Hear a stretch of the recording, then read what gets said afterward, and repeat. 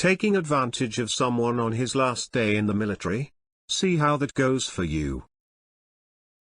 This happened to my dad a long time ago, but he loves to tell us the story. My dad was literally working the last day of his enlistment in the Navy. He worked in communications, but his supervisor decided to get some manual labor out of him on his last day by making my dad put down new tile in one of the mess halls. Since it was a direct order, he had to comply and do the job. He carefully laid down perfectly spaced tiles in the entire room. It took him the rest of the day, but he made sure that it was as perfectly lined up as humanly possible. Supervisor looks in the room, approves the job, closes the door and tells him he can go home. What he didn't realize is that my dad used absolutely no glue of any kind. I don't know what happened the next day when someone actually discovered what he did, but I am sure it didn't go well for the supervisor. He never heard anything about it, but was planning to play dumb and say he didn't know it needed glue. After all, it was a job he was never trained for. This was in the US in the 1970s. Now to the comments. You told me to put it down, you never told me to glue it. Lol. In all honesty though, what could they do about it? I was always told that if you respect your leader, you do what they intend. If you disrespect your leader, you do what they say. My favorite quote along this line: if you take care of your people, they will take care of you. If you don't take care of your people, they will take care of you. When I was in the Navy, we found out about a flooring that wouldn't need to be waxed and buffed. It cost $50,000 to put in a test floor in one of the officer mess spaces. We had one in the middle of the carrier for most officers and one up on deck 2 forward that was mostly flyboys. The latter got the special tile. It didn't last a day before our Master Chief asked one of the FSAs if it had been waxed lately, and when he heard no, said FSA was told to wax it. CS1 knew about the special flooring and tried to explain it, but a first class doesn't explain anything to a Master Chief who has been in the Navy longer than the lubber has been alive. Once you wax the flooring, it destroys the special coating that keeps it shiny without wax. $50K down the drain, sigh.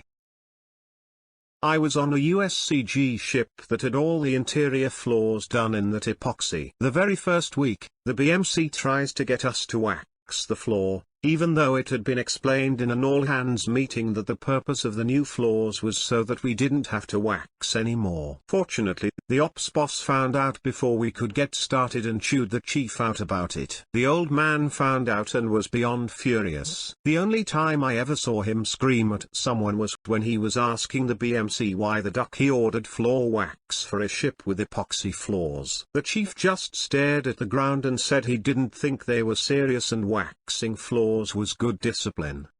Needless to say, the captain strongly disagreed after getting a few million in new floors almost ducked up so a chief could beat down the deck department some more. The chief had a lot less vinegar in his orders for us after that incident.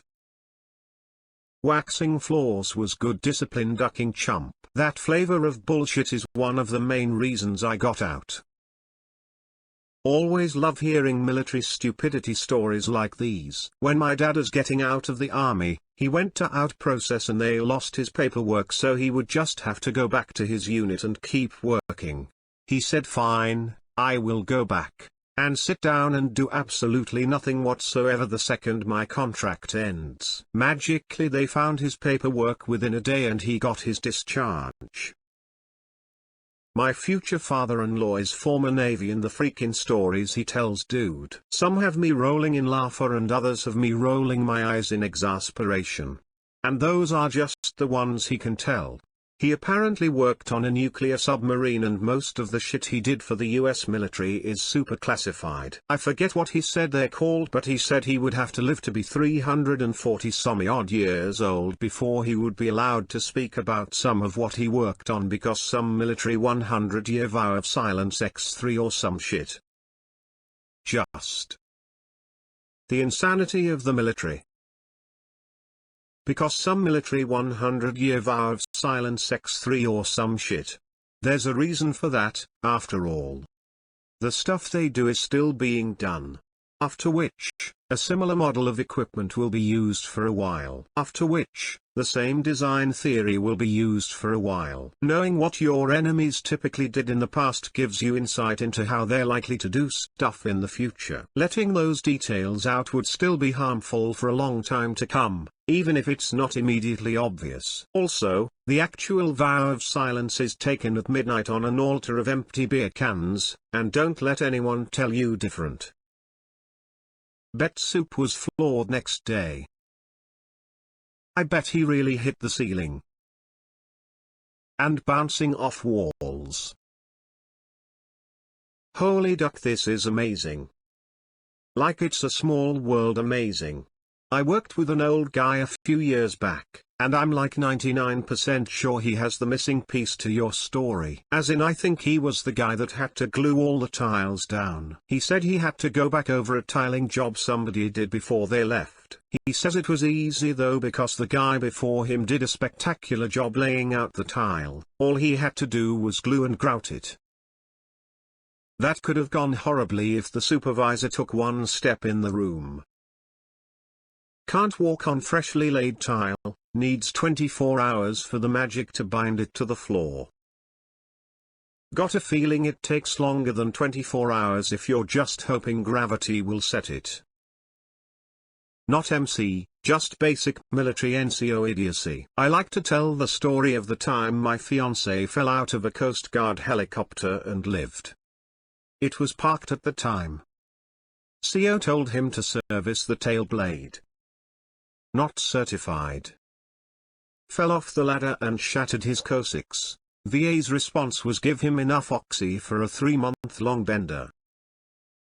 Oxy for the cocy. Must have been a real dick of a super.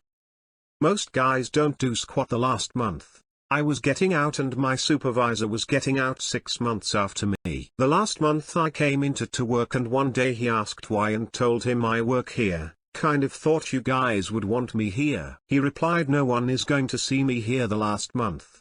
That was the last day I ever went in. Nobody ever came and arrested me.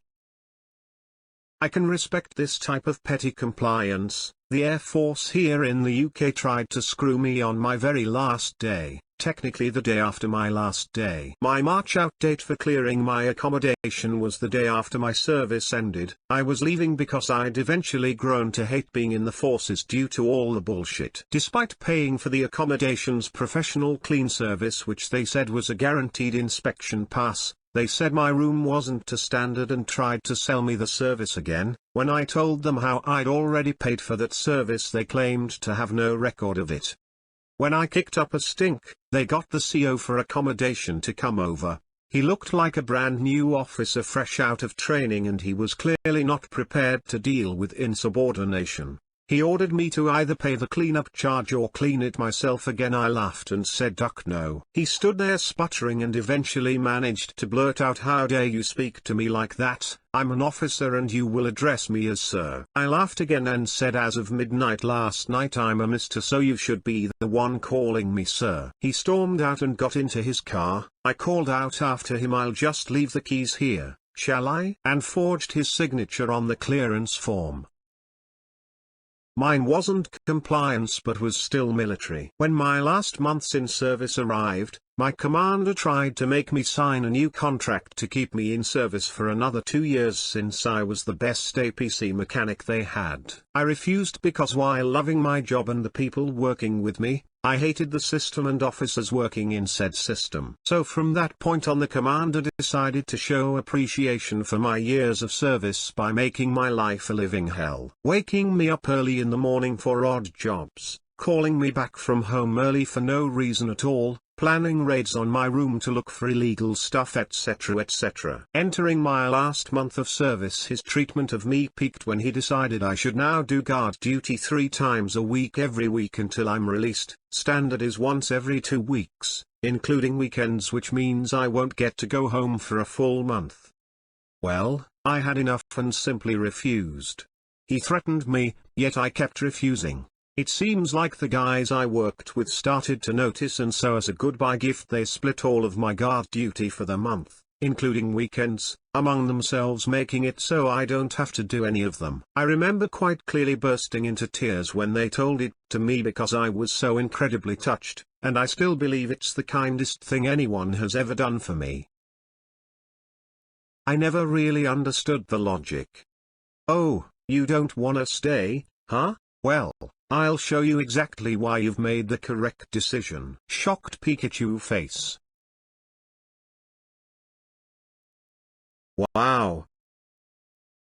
I didn't know how common that was. Tiling is something that people need to be trained for. They had me put that rubbery lining thing that goes above the tile floor and sucks up to the wall. I said, Sergeant, I don't know how to do that. And all those pieces have been used, I don't know where each piece went. Dude was like, shut up, it isn't hard, do it. So I did it. I used chapstick and Elmer's glue. It looked like absolute dog shit. Cap asked me what the duck. I said, sir, I'm not a carpenter. You want me to kill? I'll kill. You want me to collect intel? I'll collect intel. You want me to walk really far away with a stupid heavy backpack? I can do that. But I don't know anything about installing a floor.